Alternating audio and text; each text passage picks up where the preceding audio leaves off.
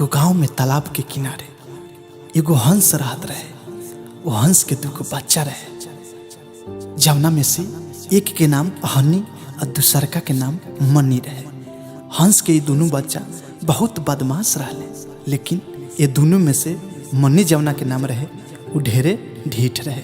मनी अपन माई के एको कहल बात ना मानत रहे। एक दिन हनी या मनी दोनों देखले कि ठीक तालाब के बीच में कुछ रंगीन फूल फुलाइल बा। वो फूल में से कोनो फूल लाल रहे तो कोनो पियर। हनी कहलस कि हम लाल लेब, तो मनी कहलस कि हम पियर लेब। दोनों अपने में हारा तुजी करत फूल लेवे चल दिए।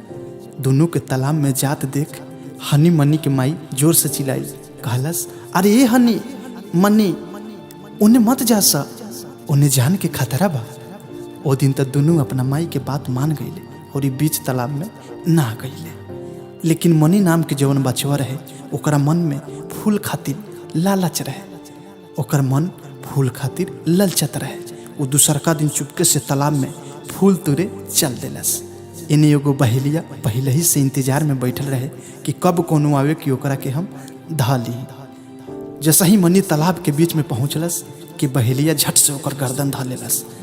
गर्दन धरात भइल कि मनी जोर जोर से चिल्लाए लगल। मनी के आवाज़ सुन ओकर माई आ गई। दोनों दौड़ल अइले आ बहेलिया के अपना चोंच से मारे लगले। दोनों अपना चोंच से मार मार के बहेलिया के घावाही कर देलस। बहेलिया अपन जान बचावे खातिर विनती करे लागला, कहलस कि अब हम केहू के ना पकड़ब, हमरा के छोड़ दलो। केहू तरह बहेलिया अपन जान बचा के तालाब में से भागल। इन्हें हंस अपन दोनों बच्चा के सही सलामत लेके अपना घरे लौट आई। ये घटना के बाद से मनी भी अपन माई के बात माने लगा। यही से कहल जाला कि अपना से बड़ लोग के बात जरूर माने के चाहिए, कहे से कि अपना से उम्र में बड़ लोग के भीरी जिंदगी के अनुभव भी ढेर होखेला।